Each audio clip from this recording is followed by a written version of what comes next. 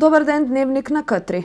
Куменовската подружница на јавно предпријатие Македонски шуми е задоволна од одзивот на граѓаните за набавка на огревно дрво. Најмногу заинтересираност за набавка на огревно дрво стандардно пројавиле пензионерите. Куменовската подружница на Македонски шуми е задоволна од одзивот на граѓаните за набавка на огревно дрво по цена од 2371 динар за метар просторен. До 31 март барања за набавка на огревно дрво доставиле пензионерите, инвалидите на трудот, физички лица и социјално ранливи категории граѓани. 145 пензионери поднеле барање за огревно дрво и склучиле договор со Куменовската подружница за исплата на дрвата на 8 рати. Во делот на физички лица, значи граѓани на општина Куманово, они имаат можност да оплатат огревно дрво на 5 рати. Во тој дел се пријави околу исто така 143 лица или пак 720 кубика огревно дрво. Во делот на физички лица, социјално ранливи категории, се пријави околу 10 лица, физички лица, или пак околу 40 кубика огревно дрво. Подружницата засега располага со доволни количини на огревно дрво и според надлежните нема да се повтори ланското брзање и доцнење на испораката на дрва поради лошите временски услови. Доколку нема одредена количина, тогаш ќе се набави огревно дрво од други подружници. Има се уште заинтересирани. Ние ќе видиме што е како е од подружница Куманово и ако има поголема заинтересираност ќе ги известиме дирекција на ЕПА Македонски шуми. Можеби пак има некој нов јавен повик, ама се уште за тоа не знаем. Неделава започна и првата испорака на огревни дрва на лицата кои платиле авансно. Иако постоеше можност за исплата на 8 рати, сепак најголем број од граѓаните ја искористија можноста и склучија договор на 5 рати. Во сообраќајка која се случила на крстосницата на улица Самоил и улица Братство и Единство, тешко е повредено едно лице. Во Куманово на улица Народна револуција полициски службеници кај БД-34 пронашле наркотична друга марихуана и против истото е поднесено кривична пријава. Кривична пријава доби и жител од Република Бугарија во кој при претрес на возила на граничен премин Табановце кај ВМЧ 52 е пронајдено наркотична друга марихуана. МВР Билтен.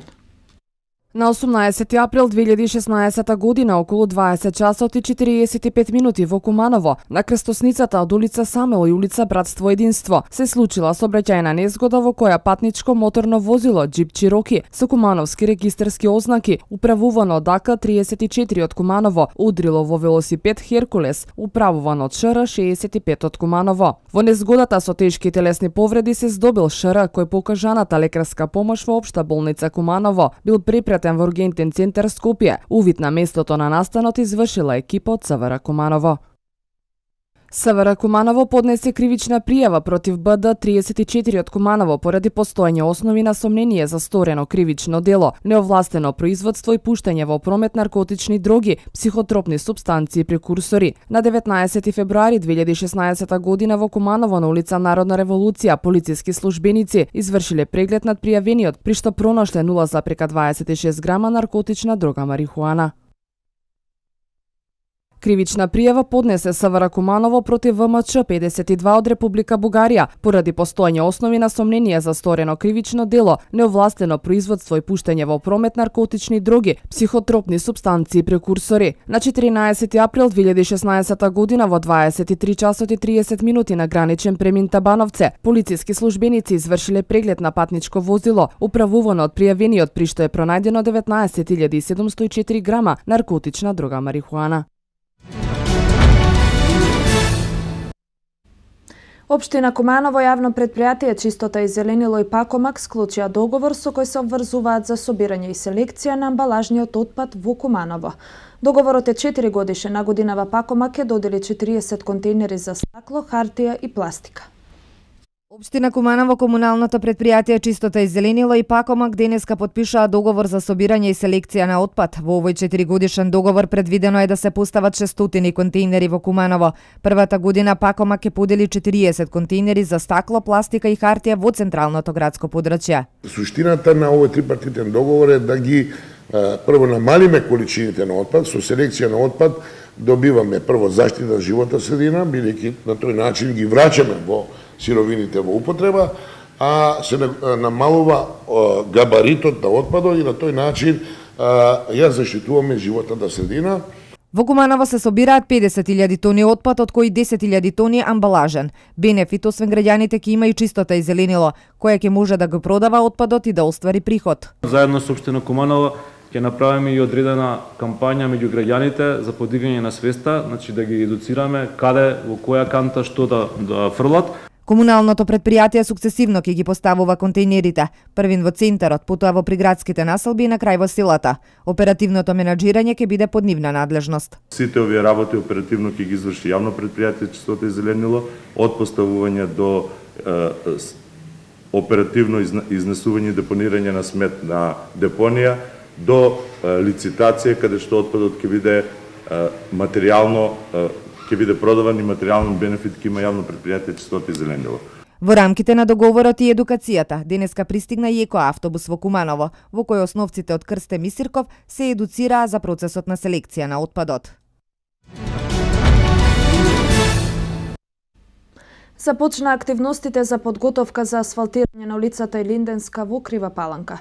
Станува збор за улица во централното градско подрачје која ќе се реконструира и асфалтира во рамки на програмата за изградба, одржување и реконструкција на локална патна инфраструктура за 2016 година. Интензивно се работи на подготовка на теренот на улицата Илинденска за поставување нов асфалтен слој. Од локалната самоуправа на општина Крива Паланка информираа дека поради големиот број оштетувања и дупки во постојниот дотраен асфалтен слој, несоодветно било да се спроведе крпење на ударните дупки, па одлучено е поставување комплетно нов асфалт. Улицата се наоѓа во централното градско подрачје и е многу фреквентна сообраќајница каде поради концентрацијата на голем број население, истата е пристап до повеќе стамбени објекти за колективно домување. А на улицата се наоѓаат централниот објект на детската градинка Детелинка и јавното предпријатие Комуналец. Асфалтирањето на улицата ќе се реализира во рамки на програмата за изградба, реконструкција и тековно одржување на локална патна инфраструктура на општина Крива Паланка за 2016-та, која е најобемна досега и се спроведува со буџет од 80 милиони денари, обезбедени од Агенцијата за финансиска поддршка на земјоделието и руралниот развој на Република Македонија, Биро за регионален развој, од буџетот на општина Крива Паланка, Министерство за транспорт и врски, јавно предпријатие за патишта на Република Македонија, редовно одобрување за одржување локална патна мрежа и од Министерството за финансии преку Светска банка. Хуманитарното здружение Крепости овој пат нема да ги заборави ранливите семејства по повод предстојните великденски празници. Во пресред на предстојните великденски празници, Хуманитарното здружение Крепост повторно се вклучува во нова акција за помош на семејствата од социјално ранливите категории, а за кои секоја помош им е од огромно значење. Како минатата година, во договор со членството и раководните лица што се, ја продолжуваме акцијата во пресред на сиромашни волните на ниво на општина Куманово, претежно во градот Куманово и околината. Така да се огледа за речи 10 дена се ближи великденските празници, одлучиме повторно во соработка и со неколку фирми од Куманово да направиме поголема акција која што ќе опфаќа храна и како се вика и табли со јајца во поглед на великденските празници за нивно фарување на најзагрозените семејства што се на ниво на општина Куманово. За сега акцијата иде добро, се најавивме и имаме поединечни лица кои што ќе имаат определени действија и акции, ги повикуваме и сите граѓани на општина Куманово да ни излезат во пресред. Бидејќи великден е најголем христијански празник и сепак овие семејства кои што се на работна лиценцијата не можат самите да ја обезбедат традиционалната великденска трпеза и традиционалните великденски украсни јајца, така да ќе им обезбедиме овие услови и ќе продолжиме понатаму во соработка со сите кои што сакаат да помогнат и ги повикуваме да ја стапат со дел од нашето членство или со нас како раководни лица и да го прославиме великден онака како што доликува.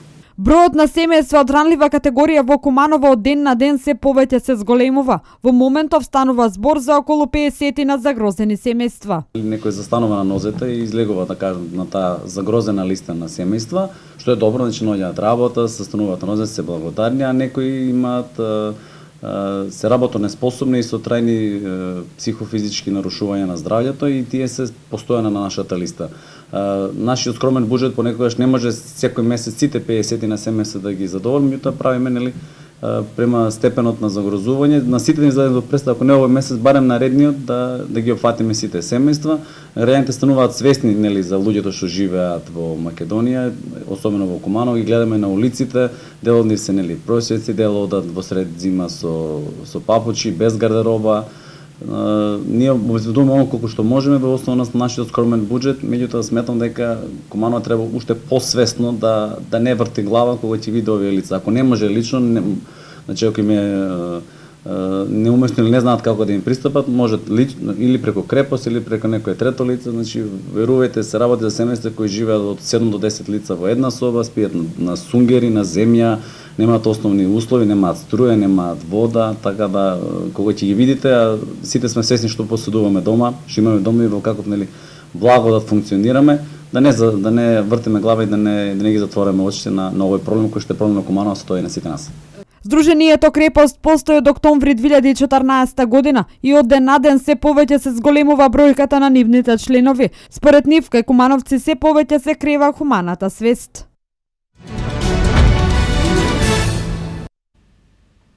Над 1000 граѓани вчера пред Основниот суд во Куманово излегоа на протест против одлуката на председателот Ѓорги Иванов за аболиција на политичарите и побараат повикување на одлуката и оставка на председателот.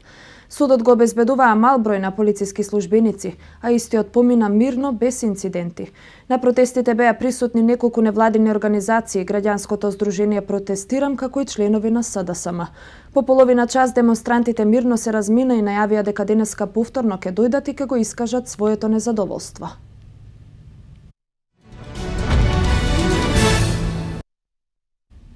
Македонската економија е стабилна, а стабилен останува и денарот, порача гувернерот на Народната банка на Република Македонија Димитар Богов во Вашингтон, каде што учествуваше на пролетните средби на Светска банка и Меѓународниот монетарен фонд.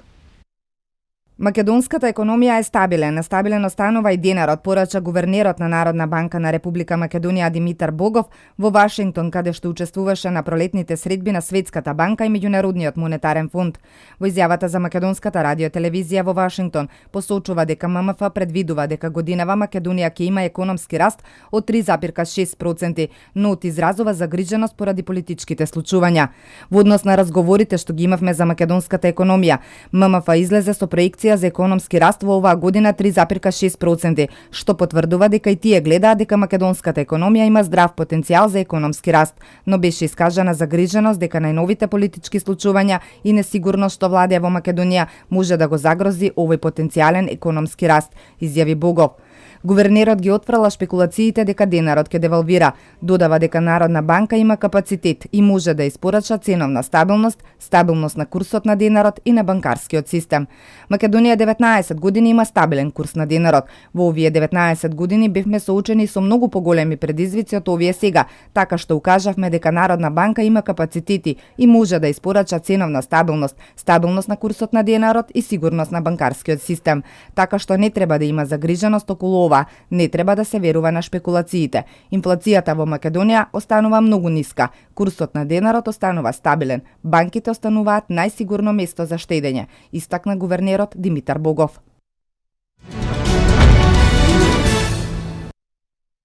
Председателот на ВМРО ДПМН Никола Груевски денеска го презентираше на новиот проект за земјоделците наречен Агробизнис Македонија. Проектот Агробизнис Македонија подразбира интегрирана зона во која на едно место ќе бидат застапени и сконцентрирани складишните центри, трговци и компании, како и други представници на синџирот на набавки на свежи и преработени земјоделски производи, се разбира на доброволна база, рече лидерот на ВМРО ДПМН во своето обраќање. Груевски рече дека Агробизнис зона Македонија ќе овозможи собирање на свежото земјоделско производство на Република Македонија и негова дистрибуција кон крајните потрошувачи во и надвор од државата.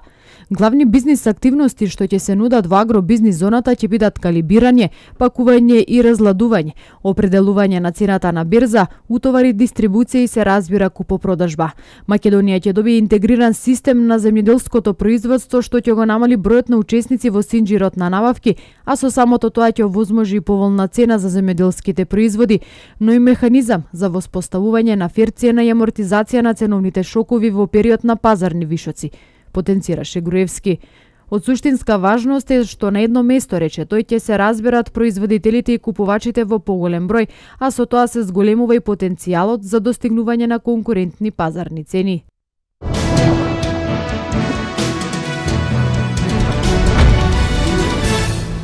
Кинеските власти го истражуваат случајот со околу 500 заболени ученици. вклучувајќи и некои со дијагноза рак во едно училиште изградено во близината на поранешната хемиска фабрика во источна Кина. Бројот на жртвите во катастрофалниот земјотрес што викендов го погоди Еквадор достигна 413 лица, а на 230 луѓе се водат како исчезнати. Најмалку 20 лица загинаа во самоубиствен напад извршен денеска во центарот на Кабул. Ова се вестите од светот. Кинеските власти го истражуваат случајот со околу 500 заболени ученици, вклучувајќи и некои со дијагноза рак во едно училиште изградено во близината на поранешната хемиска фабрика во источна Кина. Министерството за образование формираше истражен тим, а локалните функционери на провинцијата Цијангсу изјави дека ќе го преиспитаат овој случај, иако во почетокот негираа дека постојат какво било проблеми со квалитетот на земјиштето.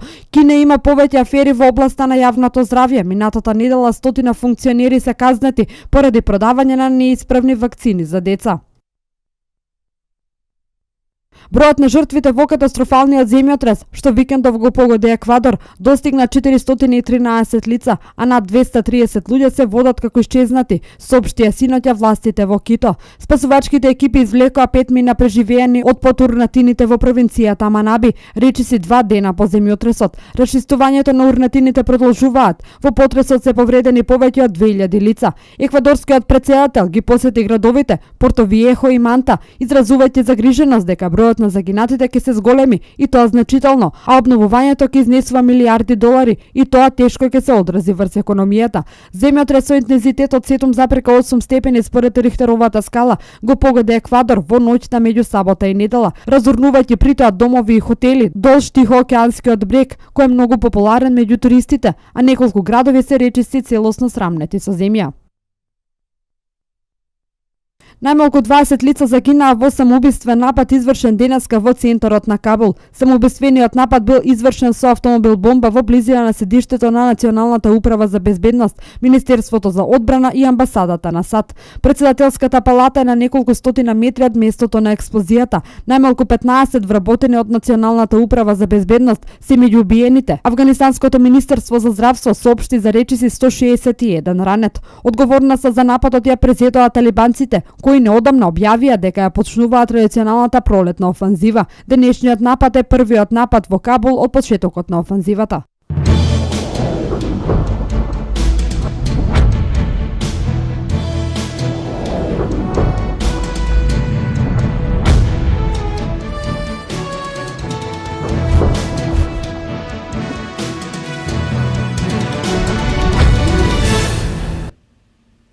Голманот на македонската ракометна репрезентација Борко Ристовски официјално стана член на шпанскиот гигант Барселона, а договорот е потпишан на 2 години.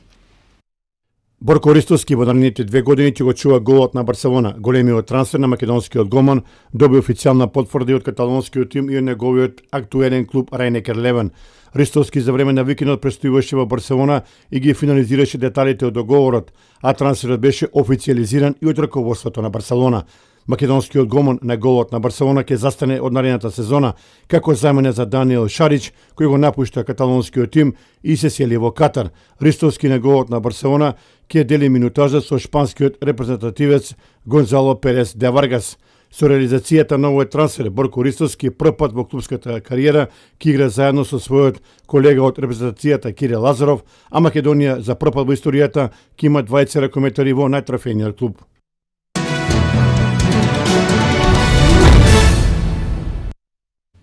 Светскиот рекет број 1 Новак Ѓоковиќ по трет пат едно по друго е избран за најдобар спортист на светот.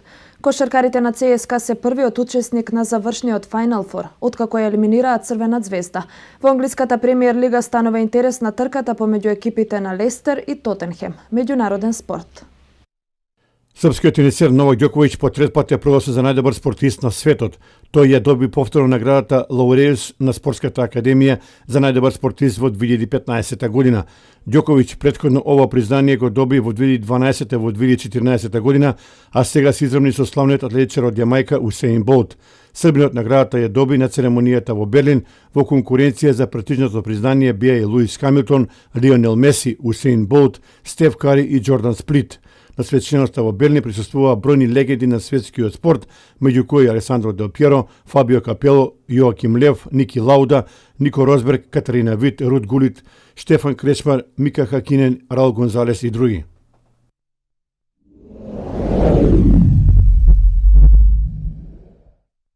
Кошаркарите на ЦСКА Москва се првите патници во Белини на Final Four турнирот во рамки на Евролигата, откако ја забележи третата победа на Црвена звезда во Белград со 78-71. Клучната разлика клубот од Москва ја направи во третиот период, кога обезбеди доволно голема предност за мирна игра во финишот. Пласман во Final Four турнирот ќе биде 14 во низа за рускиот клуб, кој досега 6 пати има освоена круната од елитното клубско напреварување на стариот континент. Најефикасен во редовите на ЦСКА повторно беше францускиот интернационалец Нандо Де Коло со 20 поени, по 12 постигнаа Курбанов и Теодосич. За Црвена звезда Штимац со 12 и Милер со 15 поени ја предводија играта на црвено-белите. Final Four турнирот во Белин е закажан од 13 до 15 мај.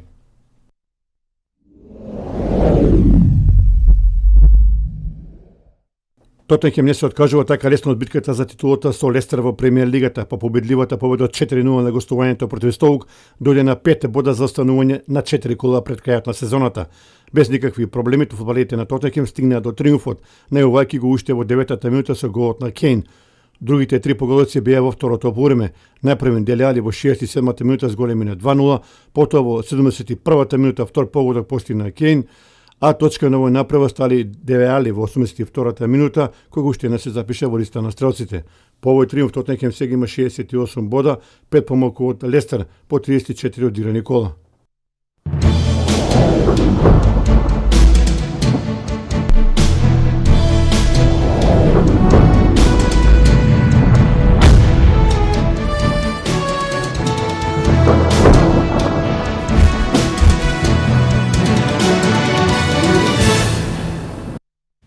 Нагла промена на временските услови со силен студен ветер и падна температурите до 10 степени Целзиусови. Најавуваат од управата за хидрометеоролошки работи за ноќва. Почнувајќи од вторник во ноќните часови поради спуштање на постудена воздушна маса од север. Ке почне да дува засилен, а на моменти и силен северен ветер со брзина и над 80 км на час.